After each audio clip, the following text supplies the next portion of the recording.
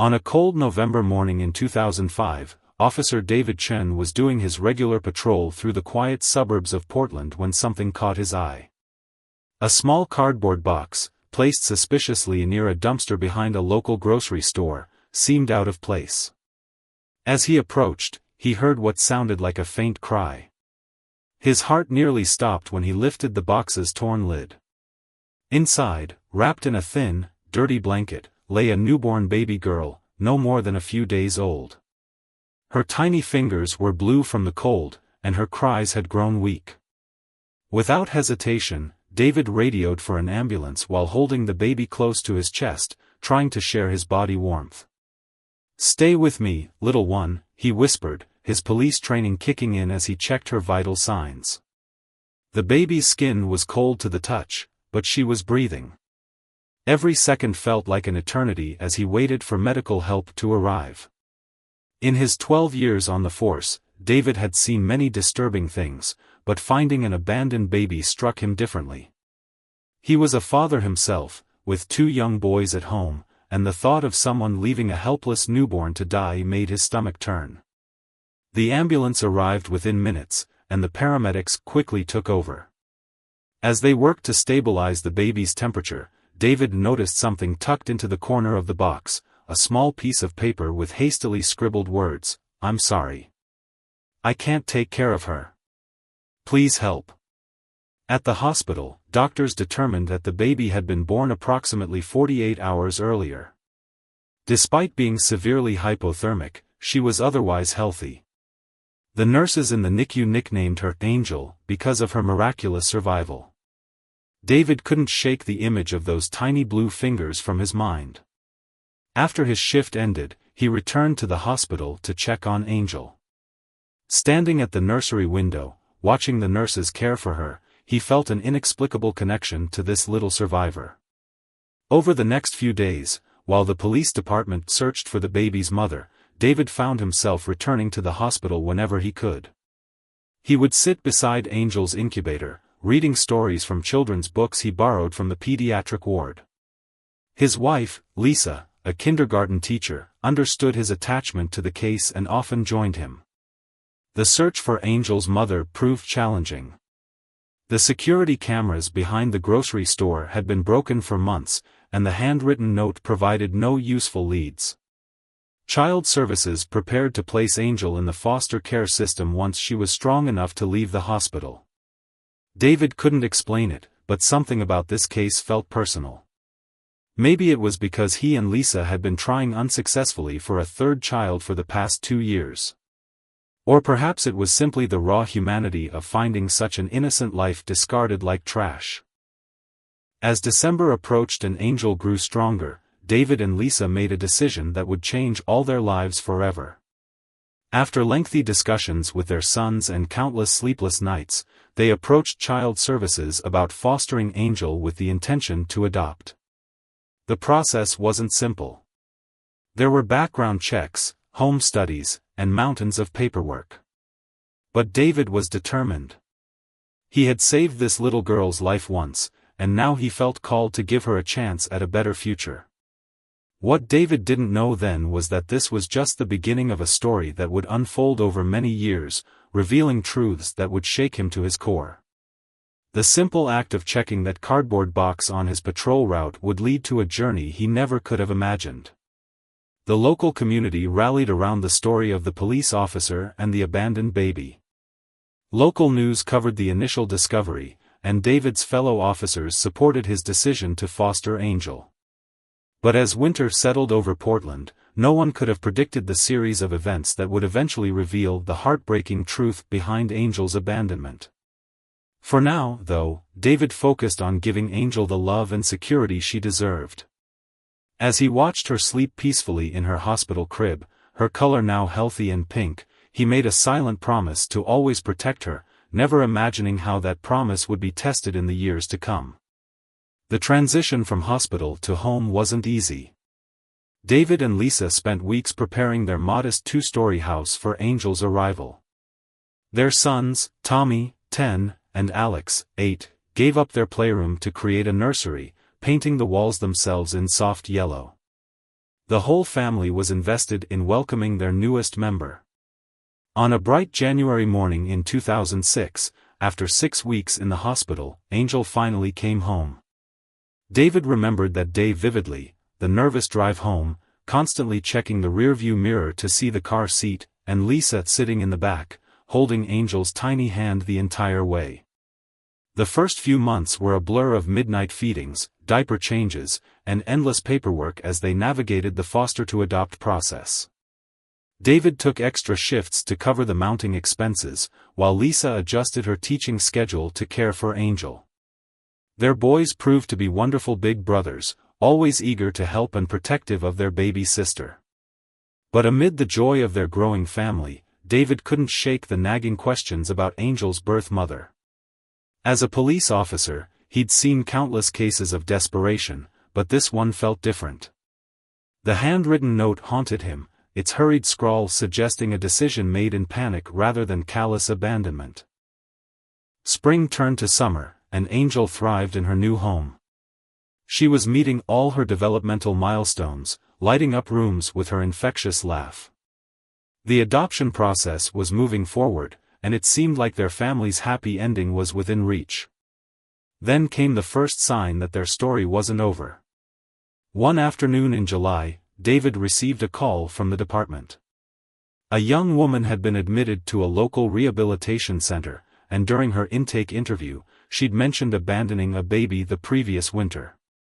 The details matched Angel's case. David's world tilted on its axis. Part of him had always known this day might come, but now that it was here, he felt unprepared. He drove to the rehab center, his hands gripping the steering wheel so tight his knuckles turned white. The woman's name was Catherine, and she was barely 20 years old. When David saw her, his heart ached. She looked so young, so broken. Her story spilled out between sobs. She'd been trapped in an abusive relationship, addicted to drugs, and pregnant with no support system. The baby's father was in prison, and Catherine had been living on the streets. "I wanted her to have a chance," Catherine whispered, unable to meet David's eyes. "I knew if I kept her, she'd end up like me. I watched that store for days, waiting for someone kind looking to find her. When I saw it was a police officer." Her voice trailed off. David struggled with conflicting emotions. As a father, he wanted to protect Angel from any potential disruption to her life. As a police officer, he understood the complexity of Catherine's situation. And as a human being, he couldn't ignore the genuine remorse in her voice. What Catherine said next changed everything. "There's something else you need to know," she said, her voice trembling. "Something about Angel's father, and his family." Before she could continue, a nurse interrupted, announcing that Catherine needed to attend her group therapy session. David left the center with more questions than answers, his mind racing with possibilities. He didn't know whether to tell Lisa about the meeting right away or wait until he had more information. That evening, watching Angel play with her brothers in their backyard, David felt the weight of his knowledge bearing down on him. This little girl, who had brought so much joy to their lives, had a whole other story he knew nothing about. A story that was slowly beginning to unravel. He decided to dig deeper into Catherine's background, using his police resources ethically and legally. What he discovered sent chills down his spine. Catherine's ex-boyfriend, Angel's biological father, came from a prominent family with a dark history. The kind of family that had the power to either help or destroy lives with a single phone call. David knew he had to tread carefully. The adoption wasn't finalized yet, and if Angel's paternal family found out about her existence, everything could change. He thought about all the moments they'd shared as a family, Angel's first steps, her first words, the way she reached for him whenever she was scared. The thought of losing her was unbearable. As he tucked Angel into bed that night, singing her favorite lullaby, David made another silent promise. Whatever secrets lay in Angel's past, whatever storms were coming their way, he would face them head-on. He had to, not just for Angel, but for Catherine too. Both mother and daughter deserved a chance at a better life. Little did David know, his discovery at the rehabilitation center was just the tip of the iceberg. The coming months would test his faith, his courage, and his understanding of what it truly means to be a family. The truth about Angel's past was about to emerge, piece by devastating piece, and nothing could prepare them for what lay ahead. As autumn leaves began to fall in Portland, David's investigation into Angel's biological family revealed disturbing truths. The paternal grandfather, Richard Thompson, was a real estate mogul with a reputation for ruthless business practices and powerful political connections. More concerning were the whispered rumors about his involvement in money laundering and his ties to organized crime. Catherine had been right to be afraid. During their follow-up meetings at the rehabilitation center, she shared more details about her relationship with Angel's father, Robert Thompson. They'd met when Catherine was working as a waitress at an upscale restaurant. Robert had seemed different from his family, kind, creative, rebellious against his father's empire. But that was before the drugs took hold of both their lives. Richard destroyed anyone who threatened his family's reputation, Catherine explained during one of their conversations. When he found out about my pregnancy, he offered me money to disappear. But I couldn't go through with it. I couldn't. Her voice cracked as she remembered those dark days. David listened with growing concern as Catherine described how Robert had spiraled deeper into addiction, becoming increasingly violent under the influence of drugs and his father's toxic control. The night she ran away, Robert had been in a drug-induced rage. Catherine had feared for both her life and her unborn baby's safety. Meanwhile, at home, Angel was blossoming into a curious and loving 2-year-old. She had Lisa's gentle nature and, ironically, the same bright blue eyes as her biological father. Every milestone she reached, every new word, every tiny discovery, made David more determined to protect her from the shadows of her past. But fate had other plans. One crisp October morning, David received an urgent call from Catherine's counselor at the rehab center.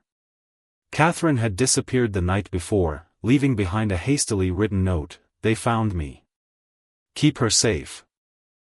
The counselor also mentioned that a well-dressed man had been asking questions about Catherine the day before. David's police instincts kicked into high gear. He immediately placed a call to his captain, requesting protective surveillance on his home. He also reached out to an old friend in the FBI who owed him a favor, seeking information about Richard Thompson's recent activities. The response came faster than expected. Richard Thompson had indeed been making moves, his lawyers had been requesting sealed adoption records across Portland, and his private investigators had been asking questions in hospitals about abandoned babies from the previous year. Lisa noticed the change in David's behavior. After putting the kids to bed one night, she confronted him. "Something's wrong," she said, not as a question but as a statement. "It's about Angel, isn't it?" David couldn't keep the truth from her any longer. As they sat at their kitchen table, he shared everything, about Catherine, about the Thompsons, about the potential danger they could be in. Lisa listened silently, her hands wrapped around a cup of tea that grew cold as David spoke. "What do we do?" she finally asked, her teacher's practicality kicking in despite her fear. "We fight," David replied firmly. "Angel is our daughter. We've raised her, loved her, given her a home. No amount of money or power can change that." But even as he said those words, David knew they were in for the fight of their lives. The Thompsons had resources they couldn't match, and Richard's influence extended into the highest levels of local government. The next few weeks became a careful balancing act. During the day, they maintained their normal routine, David patrolling his beat, Lisa teaching her kindergarten class, the boys attending school, and Angel playing at daycare. But behind the scenes, they were preparing for battle. David gathered evidence of Richard Thompson's questionable business dealings through his police connections. Lisa documented every moment of Angel's life with them, creating a detailed record of their family bond. They updated their wills, set up security cameras around their house, and made plans for emergency scenarios they hoped would never come. Then came the letter. It arrived on official letterhead from one of the city's most prestigious law firms. Richard Thompson was filing for custody of his granddaughter, citing his son Robert's paternal rights and the family's superior financial resources to provide for the child's future. The letter also contained a check for $500,000, along with a note suggesting that this unfortunate situation could be resolved quietly if David and Lisa were reasonable. It was a bribe, plain and simple, and it made David's blood boil. That night, as David watched Angel sleeping peacefully in her bed, clutching the stuffed penguin she couldn't sleep without, he made a decision. He wouldn't just fight the Thompsons, he would expose them. If they wanted a war, he would give them one. But he would do it his way, using the law and truth as his weapons.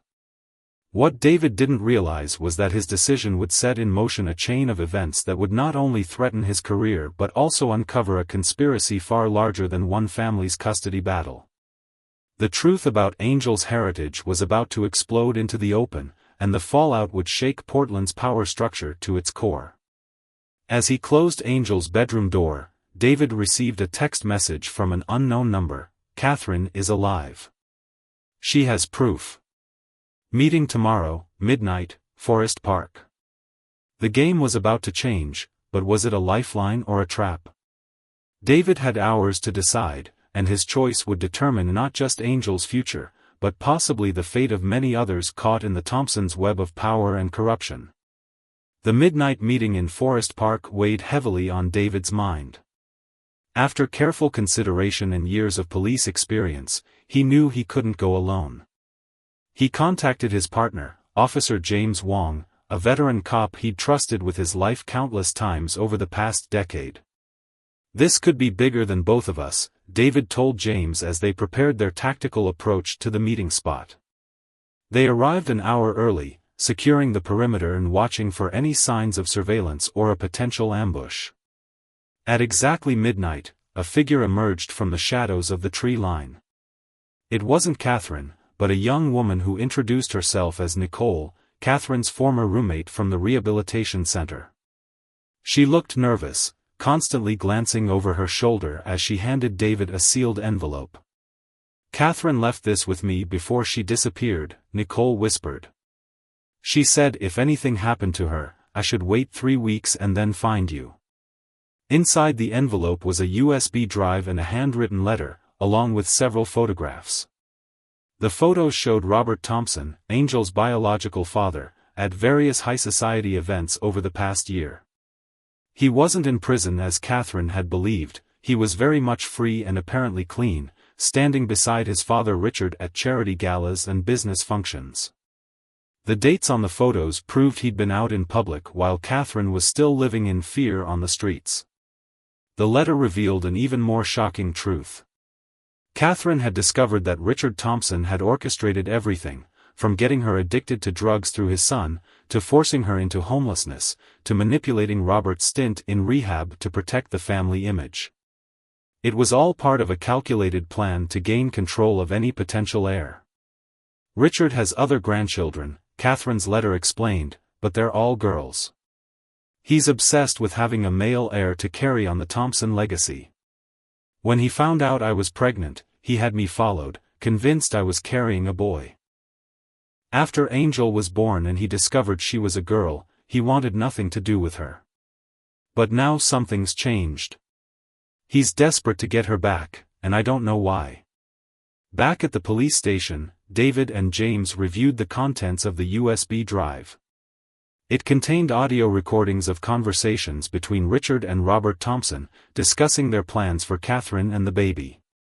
More disturbing were the financial records showing large payments to city officials and judges, people who might influence a custody case. As dawn broke, David returned home to find Lisa waiting up for him. The worry lines around her eyes deepened as he shared what he'd learned. "There's more to this than just Angel," he concluded. "The Thompsons are using her as part of some larger scheme."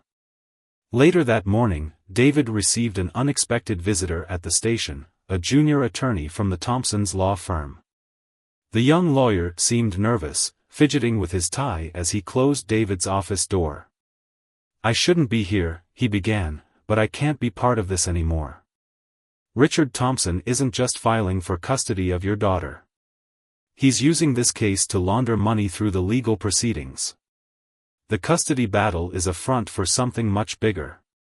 The attorney explained how Richard Thompson had been moving millions of dollars through various family court cases, using custody battles and adoptions as cover for his illegal operations. Angel's case was meant to be the biggest yet, with international money transfers disguised as legal fees and trust funds. David's mind raced. This wasn't just about protecting his daughter anymore, he had evidence of a massive criminal enterprise. But exposing it would put his family at even greater risk. That afternoon, as David watched Angel playing in the backyard with her brothers, his phone buzzed with a text from an unknown number. "Got your message. Meeting set with FBI tomorrow. Stay safe. K." Catherine was alive and working with federal authorities. The pieces were falling into place, but David knew the next 24 hours would be crucial. The Thompsons wouldn't go down without a fight, and they still had one card left to play. That evening, as the family sat down for dinner, there was a knock at the door. On the doorstep stood Robert Thompson himself, looking nothing like the polished figure in the charity gala photos. His eyes were red-rimmed, his expensive suit wrinkled.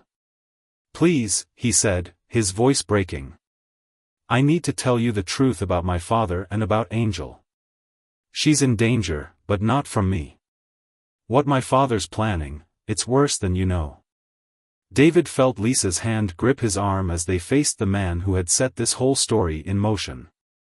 The next few minutes would change everything they thought they knew about Angel's past and the real reason behind Richard Thompson's desperate attempts to claim her. As Robert stepped into their home, David noticed a black SUV with tinted windows slowly driving past their house. The endgame was beginning, and the truth about Angel's destiny in the Thompson family was about to be revealed, a truth that would shake the foundations of Portland's most powerful dynasty. Robert Thompson sat in the Chen's living room, his hands shaking as he held a cup of coffee. The story he told left David and Lisa stunned. Angel wasn't just any grandchild, she was part of a complex web of family prophecies and traditions that dated back generations. "My father's obsession with male heirs isn't just about business," Robert explained, his voice barely above a whisper. "There's an old family trust, set up by my great-grandfather. The entire Thompson fortune, the real estate empire, everything, it can only be inherited by a firstborn child who meets certain, specific conditions." According to Robert, these conditions were laid out in a document that had become almost mythical within the family. The heir had to be born under a specific astrological alignment, which occurred only once every few decades. The last alignment had happened the night Angel was born. When Catherine was pregnant, my father was convinced the baby would be a boy. He had his astronomers and fortune tellers working around the clock. When Angel turned out to be a girl, he was furious. He forced me into a fake rehab program and drove Catherine away. But now... Robert pulled out an aged leather journal from his briefcase. "This belonged to my great-grandmother. I found it hidden in the family library last month. It changes everything. The trust document never specified the heir had to be male, that was just my father's interpretation. It only specified the astrological alignment and a birthmark." David felt his heart skip a beat. Angel had been born with a small, crescent-shaped birthmark behind her left ear. They'd always thought it was just a cute coincidence that it looked like a tiny moon. "That birthmark," Robert continued, "matches the symbol described in the trust. Angel is the true heir, not just to the fortune, but to a legacy my father has corrupted. The money was meant to be used for philanthropy, for helping the city's most vulnerable. Instead, he's turned it into a criminal empire." As if on cue, David's phone buzzed. It was a message from Catherine, "FBI raid happening tonight. Keep Angel safe. Thompson Manor being searched. Lisa, who had been quietly listening, spoke up. Why should we believe you? After everything your family has done. Robert's eyes filled with tears. Because I've lost everything that matters. My father destroyed my life, drove away the woman I loved, and made me miss my daughter's entire early childhood. I've been in real rehab for the past month, getting clean, trying to make things right. But my father, he's desperate. When he learned about the trust's true conditions, something in him snapped. David's police training kicked in as he noticed Robert's increasing anxiety. What do you mean, snapped? He's planning something tonight. I overheard him on the phone. If he can't have Angel's inheritance, he's going to make sure no one can. He's planning to destroy everything, the evidence, the properties, the trust documents. He has a fail-safe in place at the manor. That's why I came here. The FBI raid, it might trigger his plan. Outside, the black SUV passed by again, moving slower this time. David immediately called his partner James, requesting backup and a protective detail for his family. Then he contacted his FBI connection, sharing Robert's information about the failsafe. As they waited for help to arrive, Tommy and Alex peeked down from the top of the stairs, curious about the late-night visitor. Angel was thankfully sound asleep in her room, unaware that her destiny was being discussed in the living room below. Suddenly, the power went out across the entire block. In the darkness, they heard the sound of breaking glass from the back of the house. David drew his service weapon, while Lisa quickly moved upstairs to protect the children. Robert's face went pale. He's not waiting for the raid. He's making his move now. Through the window, they could see multiple figures moving through the backyard. The Thompson Empire was making its final stand, but they had underestimated the strength of the family they were facing. David had prepared for this possibility. Silent alarms were already alerting the police. Their neighbors, many of them officers themselves, had been briefed about potential threats. The house was more secure than it appeared. As flashlight beams cut through the darkness, David turned to Robert. Your father took away your chance to be a real father to Angel. Right now, you have a choice to make. Whose side are you really on? Robert stood up, determination replacing fear in his eyes. I want to meet my daughter properly someday, to ask for her forgiveness. But first, I need to earn it. The next few minutes would test everyone's loyalty and courage. As sirens wailed in the distance, the true battle for Angel's future was about to begin, not just for her inheritance, but for the very soul of the Thompson legacy. Through the baby monitor on the coffee table, they could hear Angel stirring in her sleep, mumbling the words to her favorite bedtime story. The same story David had read to her in the hospital all those months ago, never knowing she was always meant to be part of his family. The flashlight beams were getting closer to the house. David could hear James coordinating with other officers over his radio. The FBI was redirecting teams from the manor raid. But would help arrive in time?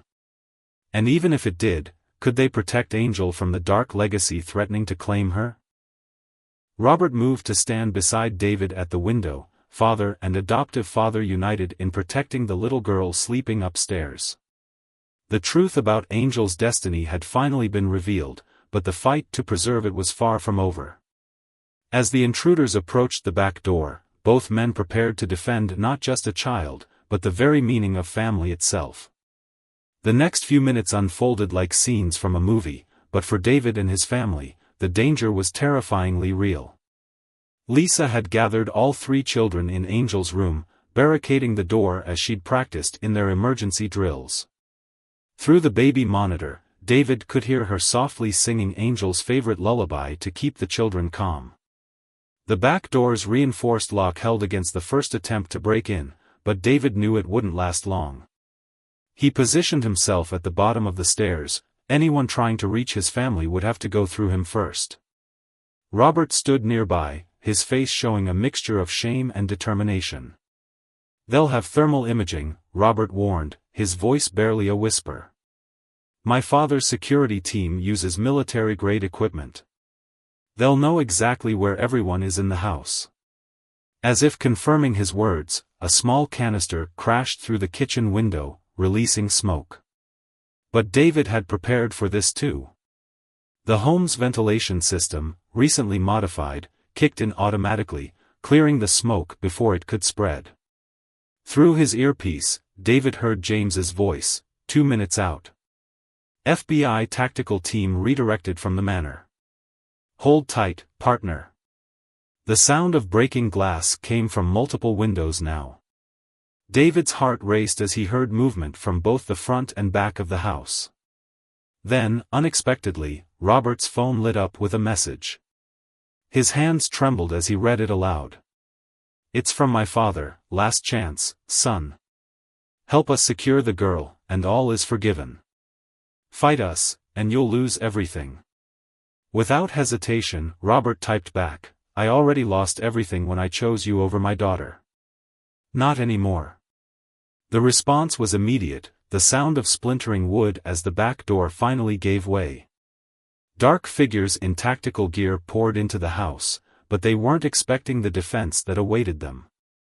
David's preparedness training had turned their home into a fortress. Motion sensors triggered blinding lights in every room. The intruders' thermal imaging, meant to be their advantage, now worked against them as the sudden brightness overwhelmed their equipment. In the confusion, David and Robert took cover behind the reinforced furniture they'd strategically placed months ago. Upstairs, they could hear Tommy trying to comfort his scared siblings. Don't worry, Angel, his young voice carried through the monitor. Dad's a superhero, remember? He saved you once, and he'll do it again. Those words strengthened David's resolve. He'd sworn to protect Angel the day he found her, and that promise had only grown stronger with time.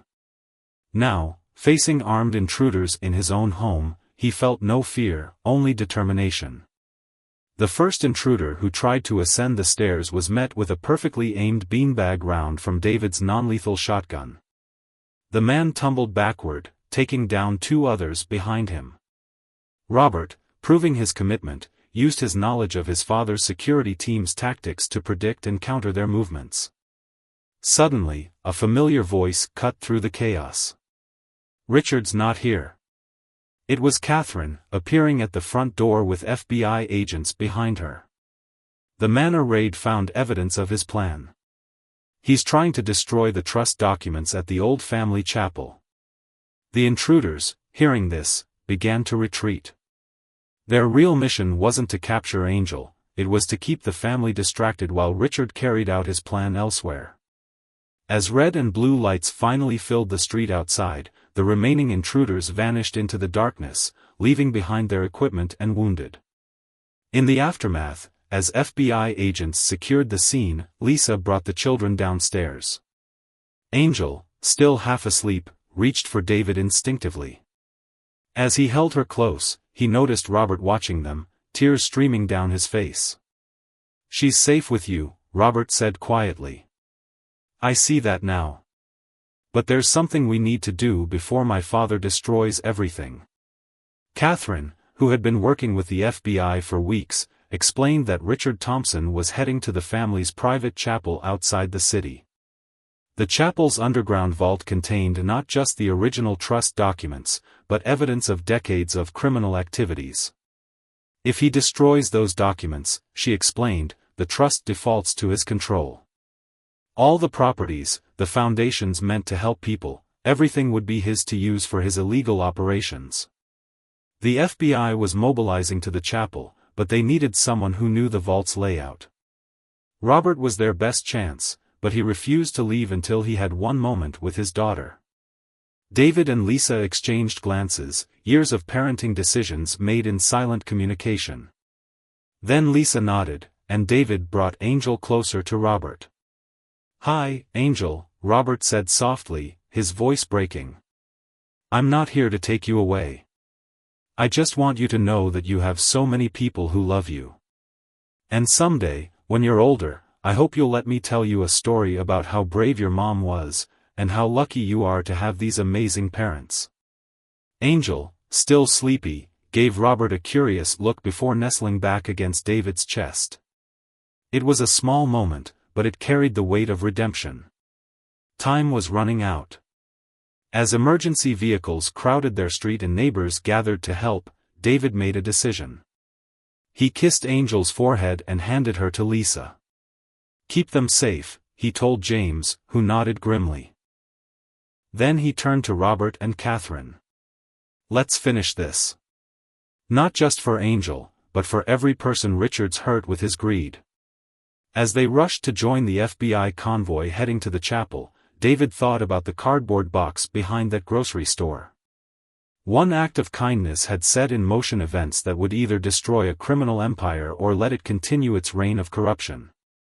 The chapel waited in the darkness ahead, its spire visible against the pre-dawn sky.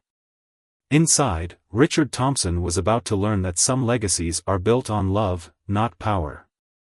And those are the ones worth fighting for. The old Thompson family chapel stood atop a hill overlooking Portland, its Gothic architecture a testament to the family's long-standing influence in the city.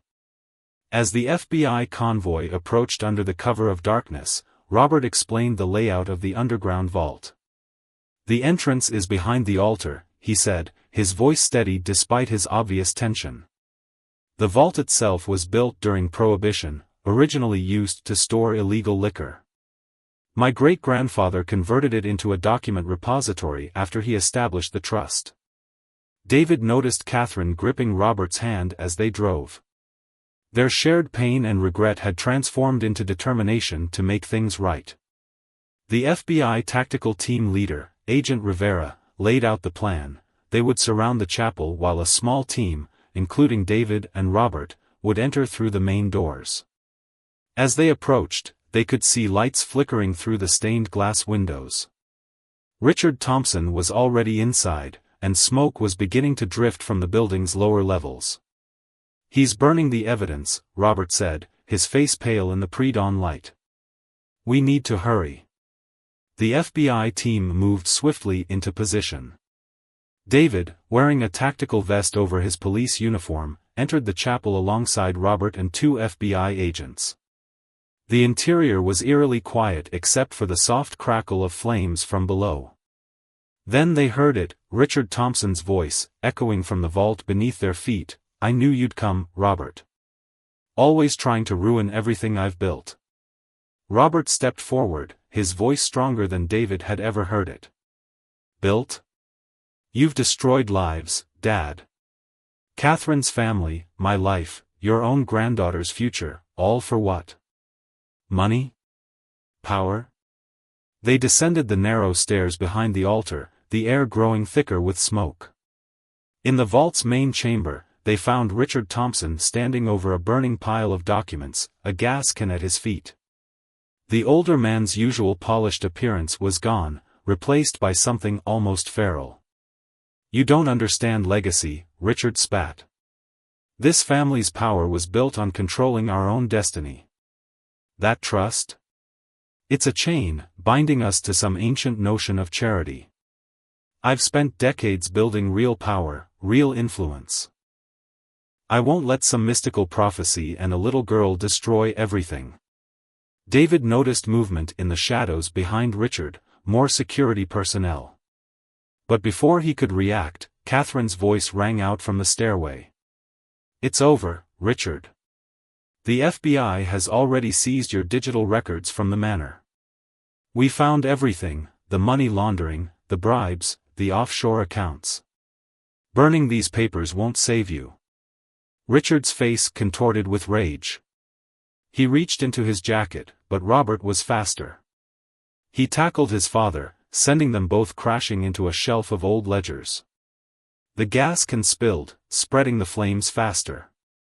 "David." Agent Rivera's voice crackled through the radio. "The building structure is compromised. Get out now." But David had spotted something in the falling debris, a metal box with the same crescent symbol as Angel's birthmark. The original trust documents. As FBI agents dealt with Richard's security team, David lunged for the box. The heat was becoming unbearable. Robert had pinned his father down, but the older man was laughing maniacally. "You're too late. The chapel's internal systems are set to flood the vault. Everything will be destroyed." Water began spraying from hidden pipes in the ceiling, not to extinguish the fire, but to destroy any remaining documents. David clutched the metal box to his chest as he helped Robert drag Richard toward the stairs. Catherine was already halfway up, helping FBI agents carry out what documents they could save. The stairs were beginning to crumble under the combined effects of fire and water. As they emerged into the chapel proper, the floor beneath the altar gave way with a thunderous crash. They barely made it out the main doors before the entire building shuddered. In the gray light of dawn, they watched as the chapel's spire slowly tilted and collapsed. Richard Thompson, now in handcuffs, stared at the destruction of his family's legacy with empty eyes. But the true legacy was safe. The metal box, when opened, contained not only the original trust documents but journals detailing the Thompson family's true purpose, to use their wealth and influence to protect and support the city's most vulnerable citizens. As the sun rose over Portland, David's phone buzzed with a text from Lisa, a photo of Angel, awake and smiling, playing with her brothers in their living room. The simple happiness in that image stood in stark contrast to the smoldering ruins before them. Robert looked at the photo over David's shoulder, a sad smile on his face. "You know what's ironic?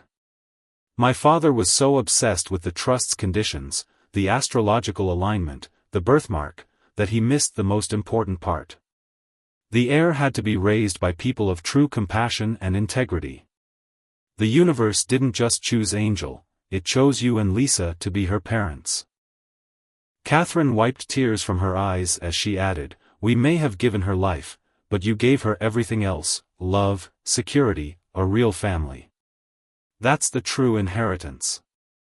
FBI agents were leading Richard away. The once powerful man seemed to have aged decades in the past hour. As he passed David, he stopped for a moment. "You think you've won?" he growled. "That fortune comes with a price. Every Thompson heir faces challenges, dangers. Then she'll face them with us," David cut him off firmly. "All of us.